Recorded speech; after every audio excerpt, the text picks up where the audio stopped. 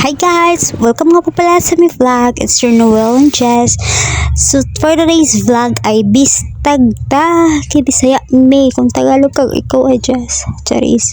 So anong gabi yun, naghanap po kami ng mauulam kasi nawala man. Siyempre naman hahanapin kasi hindi mo naman makikita kung hindi ka maghahanap. Ewan ko kung anong ngiti-ngiti ng isa dyan. Hindi ako masaya kasi happy lang. Masakit yung ipin ng person na to. Pero wala akong magawa kasi naglalakad na kami. Alam nga naman magpaiwan ako. So ayun nga, masaya naman. Tamang lakad lang na paghalataan. Walang pera nga lang. Hoy! So fast forward na nga tayo. Total, sanay ka namang mabilis maiwan. Pasmado talaga yung bibig ko. Kaya pasensya na kung nasasaktan ka dahil ito'y totoo. At nandito na nga kami sa bilihan ng isda. Tamang pili lang yung parcel para naman kilala lahat ng klase ng isda. At nasa bahay na nga kami ng mga oras na iyan at siya yung magluluto, yung partner ko si Noel. Total, mahal mo naman ako, diba? Huy! Kawa.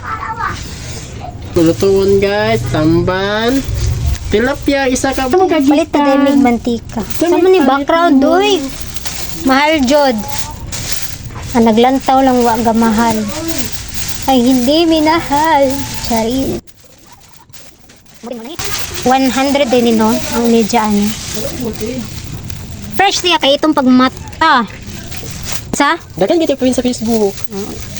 Isa na isda ah. Si pangalan ng isda. Kailan ka si pangalan ng isda? Pana isda ng tilapia. So pwede mong limpyo ni. Ako gi maglimpyo na, ito mo tanan.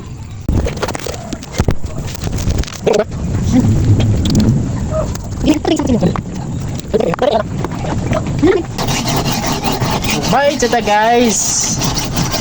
Bye.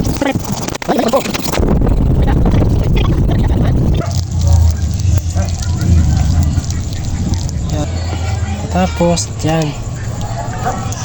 Kamay lang.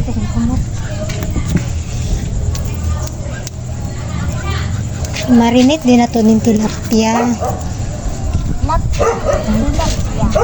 Nanti ka naman sito. Tamang linis ka lang si Noel dyan sa mga nabili naming isda sa palengke. Tamang away nga naman na yung mga bata dito sa kapitbahay namin. Ano ba? Ba-baan niya. Yun sa din na. Nag-una-una, galera ko na niilan. Kibidyohan! Yun sa. Nagbuat na din ang ikura ng mga mo. Oo. Ayaw daw magkumbagay guys. Kumbagay mo ko. Gilmar. Ewan ko sa mga batang iyan. Tamang eksena lang parang hindi magkakapatid. Makapagluto na nga lang kaysa makipagmaritesan dyan. Ay kakain lang pala ako. Napagod na lang.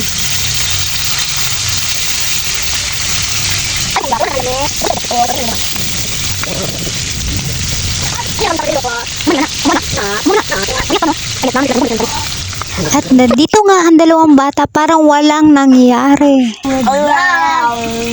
Magluto na sa anak. Subukan nyo lang talagang mag-away sa harapan ko at makikita nyo powers ko. Stress yarn? Kapoy na ba? Genre. Ang bata nga sipat. Masay tambag nimo sa mga bata nga parehas nimo kasipat. Lantaw dere. Masay tambag. Ha? Magrayot? Di ka magdili magbinutan? Ano na lang yatag sa kwarto. Magpabuyag sinhan dili. So paano na yung kasabihan na ang kabataan ng pag-asa ng bayan kung ang solusyon ng batang ito ay riot? Mapapagbigyan mo ba dahil bata pa o papaluin mo na kasi nagsisimula na? Talawan niya nagmantika. Parang hindi naman takot to.